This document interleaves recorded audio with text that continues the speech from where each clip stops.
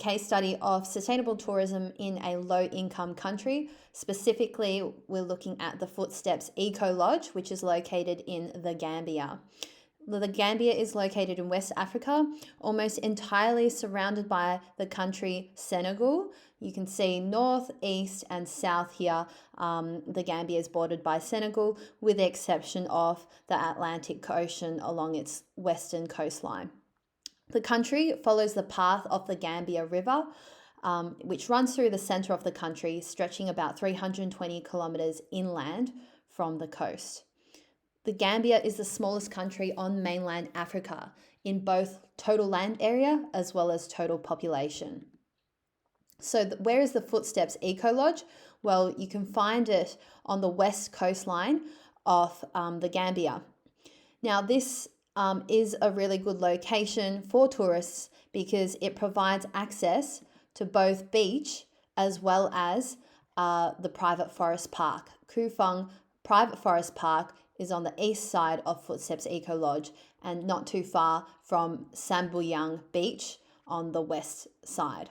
You can see here surrounding tourist attractions as well, such as the Turtle Village, Big Tree Garden, and there's a few roads that connect to the location. But as you can see, it's relatively low impact, low disturbance to the natural environment. So what I want you to do now is have a look at these 6 images of the Footsteps Eco Lodge. And I want you to pause the video and spend a minute listing down what you can see that's related to cultural, environmental, and social and economic sustainability. So I'll give you a minute to pause the video. Now that you've had a chance to brainstorm, we'll discuss a couple of these images. So here we have the African clay roundhouses that people stay in when they're at the Footsteps Eco Lodge. In total, there are only 9 African clay roundhouses with a maximum of 3 beds that can be placed into these lodges. So with that in mind, what is the carrying capacity of this tourism site? The physical carrying capacity. Right, so approximately 27 visitors can live or stay here during their visit. And that really supports the ecological carrying capacity as well. Not having too many visitors ensures that the environment experiences minimal disturbance and minimal erosion to footpaths, for example, and litter along the beaches. So people who come here are experiencing ecotourism.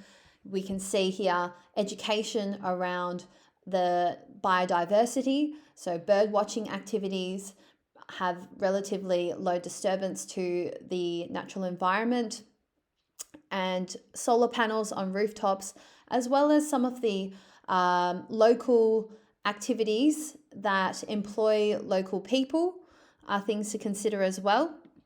So there are chefs, there are guides for bird watching, there are yoga instructors, altogether 16 staff members directly employed by Footsteps Eco Lodge that, think about their pay structure, their working hours, is it fair or not? You'll watch a video about that in a minute.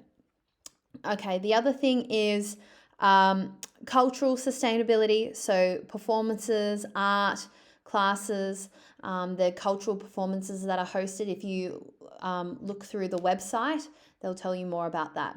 Also, the food is freshly grown at the site without any pesticides or chemicals, and they are usually grown at the site or from local families and direct neighbours. All right. So David White is the founder of Footsteps Eco Lodge. He founded it in 2002 after realising that the locals were not getting paid for their services when he was a tourist in the Gambia. Have a look at the website. The video is about 8 minutes long, and I want you to complete that survey or assessment of the cultural, social, and environmental sustainability on worksheet 4. So that should take you about 15 minutes altogether. Thank you.